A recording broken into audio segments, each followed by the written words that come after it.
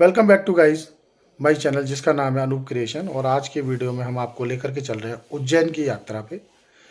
हम आपको उज्जैन में कई सारे मंदिरों के दर्शन कराएंगे, महाकालेश्वर के भी दर्शन कराएंगे। बाद बाकी हम आपको एक ऐसी अनोखी जगह पे लेके चलेंगे जहाँ पे आप अपने बच्चों को ले जा करके उनसे पूजा मात्र से आपके बच्चों के माइंड डेवलपमेंट बहुत तेज़ी के साथ होता है, बच्चों की बुद्धि का विकास बहुत तीव्रता के साथ होता है। ऐसी वहाँ की मान्यता है, ऐसा वहाँ पे ऐसा माना जाता है। तो बने रहिए वीडियो में लास्ट तक, जिससे कि आपको पता चले कि किस तरीके से आप अपने बच्चों को किस स्थान पर ले आकर के पूजा कराने से आपके बच्चों की बुद्धि का विकास बहुत तीव्रता के साथ होगा।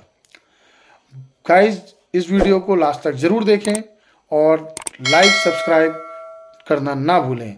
बाकी बेल आइकन जरूर दबाएं, जिससे कि आपको जो है हमारी जो आने वाले वीडियोस हैं उनके नोटिफिकेशन आते रहे और आपको हमारे नए नए वीडियो मिलते रहें। तो चलिए, इस यात्रा में कई सारी मस्ती भी होगी और कई सारी चीज़ों की जानकारी भी मिलेगी, तो ज़रूर देखें लास्ट तक। सो गाइस, जैसा कि आप लोग देख रहे हैं, आपको देख के पता चल रहा होगा हम लोग पहुंच चुके हैं मथुरा स्टेशन पे। और मथुरा स्टेशन के प्लेटफॉर्म नंबर 3 पर खड़े हुए हैं। समय हो रहा है 11:17। ट्रेन का इंतज़ार कर रहे हैं अपनी। सो फाइनली गाइस, हम लोगों की ट्रेन आ चुकी है, आप लोग देख पा रहे हैं जैसा कि। तो चलिए, हम करते हैं अपने आपको ऑन बोर्ड और उसके बाद में फिर मिलते हैं आपसे सुबह मॉर्निंग में उज्जैन पहुँचने।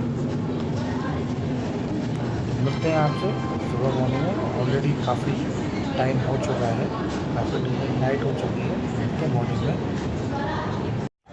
So guys, as you see, जैसा कि आप लोग देख पा रहे हैं कि हम लोग पहुँच चुके हैं अभी उज्जैन स्टेशन के बाहर की खड़े हुए हैं। और हम यहाँ से लेते हैं ऑटो अपने होटल के लिए। उसके बाद होटल से फ्रेश होकर के हम लोग निकलते हैं महर्षि सांदीपनी आश्रम की ओर। तो गाइज, आप लोग देख रहे हैं जैसा कि हम लोग पहुंच चुके हैं महर्षि सांदीपनी आश्रम। ये मंगलनाथ रोड पर स्थित है, जो कि उज्जैन में मंगलनाथ रोड है, वहाँ पर ये स्थित मौजूद है। तो आइए पहले हम जानते हैं यहाँ के जो फूल बेचने वाले हैं, उनसे इस मंदिर की विशेषता इनके बारे में जानने की कोशिश करते हैं, जानते हैं। हमें बताएंगे कि किस वजह से ये फेमस है। भैया, ये किस लिए फेमस है आश्रम? ये भगवान श्री कृष्ण बलराम सुदामा पढ़ाई करने आए थे। गुजरात से सुदामा जी आए थे, कृष्ण बलराम मथुरा वृंदावन से यहाँ पढ़ाई करते। प्रेम पट्टी से लिखते भगवान कृष्ण।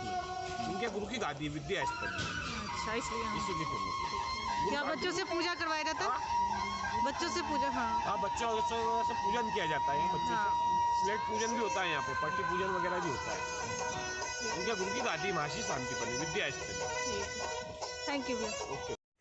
तो आप लोगों ने अभी सुना, मैं बता देता हूँ आपको पूरी तरीके से। ये ऋषि सांदीपनी जी का आश्रम है।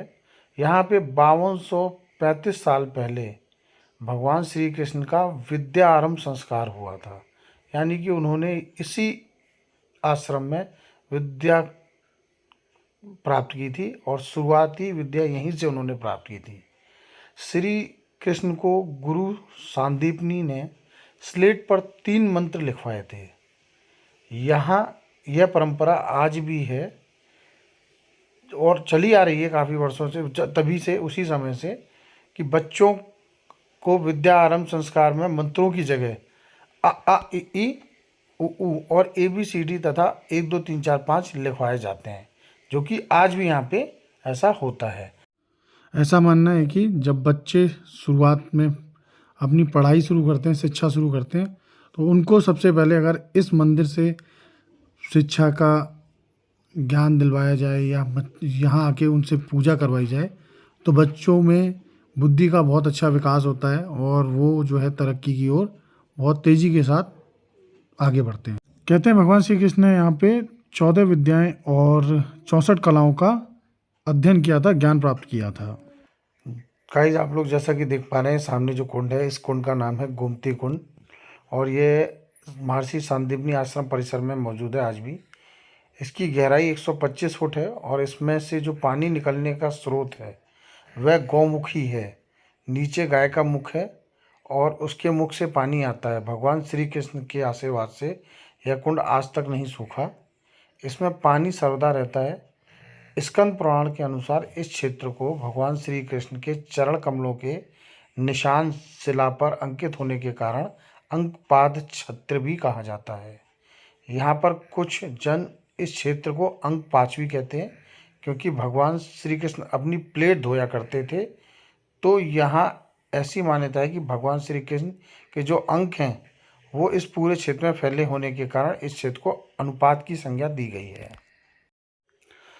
सो गाइस, जैसा कि आप लोग देख पा रहे हैं सामने की तरफ ये सारी विद्याएं लिखी हुई हैं, गीत लिखे हुए हैं कि गीत कितने प्रकार के होते हैं, कैसे होते हैं, वो सारा गीत के बारे में लिखा हुआ है।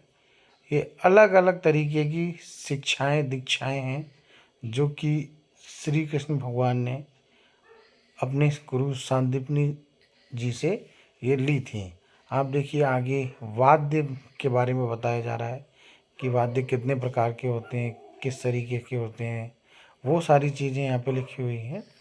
इस तरीके से कई सारी विद्याएं हैं जो कि उन्होंने यहाँ पे ली थी, जैसे नृत्य है, वाद्य है और गीत है। ये सारी विद्याएं कई सारी विद्याएं, 14 कलाएं, जैसे कि हमने आपको दिखाया था 14 विद्याएं 64 कलाएं, ये सारी यहाँ पे मौजूद हैं। यहाँ पे उनकी आकृति बनी हुई है और उनको दर्शाया गया है, समझाया गया है, दिखाने की कोशिश की गई है किस किस तरीके से हैं। तो चलिए चलते हैं, दिखाते चलते हैं आपको आगे।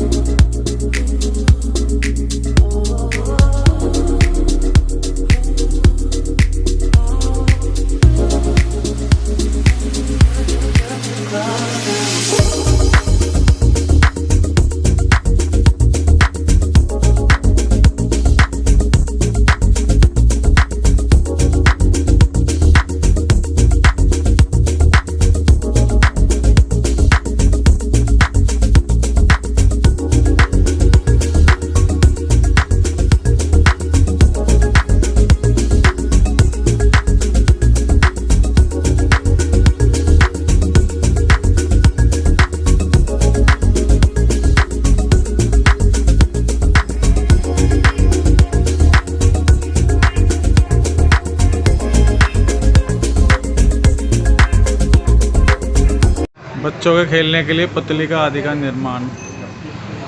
वैनाई की विद्या, विनय अथवा आचार की विद्या, हाथी आदि को वश में करना। विजय दिलाने वाली विद्याएं, ये अपराजित आदि दैवीय और शास्त्र विद्या संग्राम की होती हैं। इसी तरीके से कई सारी विद्याएं हैं यहाँ पर जो कि अंकित हैं।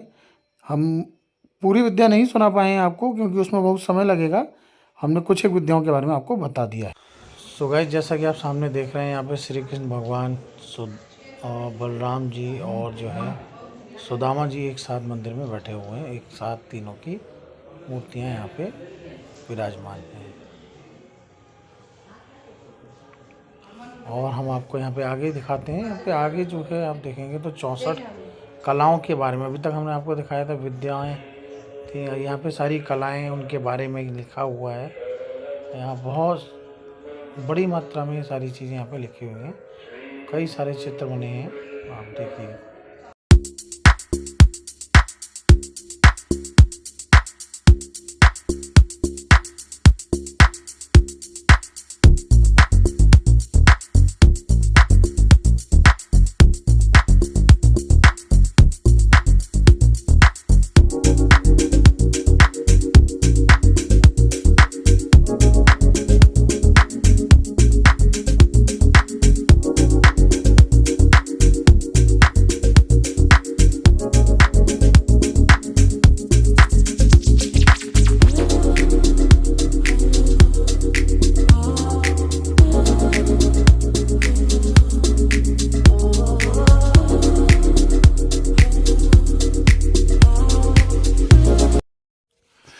गाइस, जैसा कि आप लोग देख रहे हैं, हम लोग पहुंच चुके हैं मंगलनाथ मंदिर में। और मंगलनाथ मंदिर की मान्यता यह है कि यहाँ पूजा अर्चना करने वाले हर जातक की कुंडली के दोषों का नाश हो जाता है। ऐसे व्यक्ति जिनकी कुंडली में मंगल भारी होता है, वो अपने अनिष्ट ग्रहों की शांति के लिए मंगलनाथ मंदिर में पूजा पाठ करवाने आते हैं। मंगलनाथ मंदिर में पूजा अर्चना करने से कुंडली में उग्र रूप धारण किया हुआ मंगल शांत हो जाता है।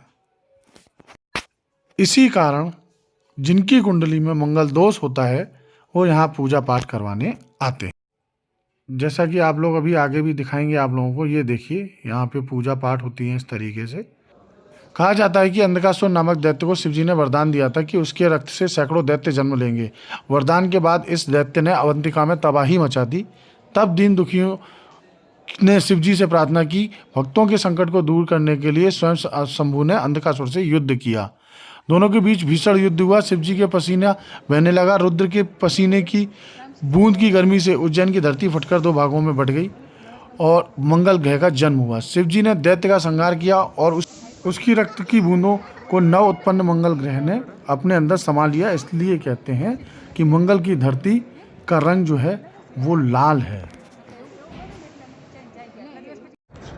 जय जय श्री राधे। आज हम आए हैं मंगल मंदिर, मंगलनाथ मंदिर है और वहाँ का अंदर दर्शन कर लिया हमने गर्भगृह के। अब हम बाहर आए जहाँ ये कमल सरोवर है। यहाँ पे कमल तो नहीं है, एक सीज़न में खिलते हैं बट इस टाइम नहीं है।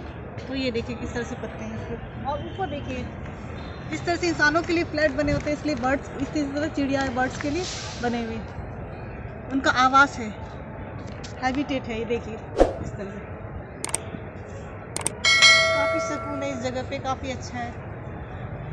शहर की भीड़ भाड़ से दूर, शोर शराबी से दूर, बहुत अच्छी जगह है। और मैं सभी लोगों को सजेस्ट करूँगी कि यहाँ एक बार आए, दर्शन करें। इससे मन को भी शांति रहती है और भगवान का आशीर्वाद भी बना रहता है। सो गाइज, आज के लिए बस इतना ही। मिलते हैं आपसे उज्जैन पार्ट 2 में।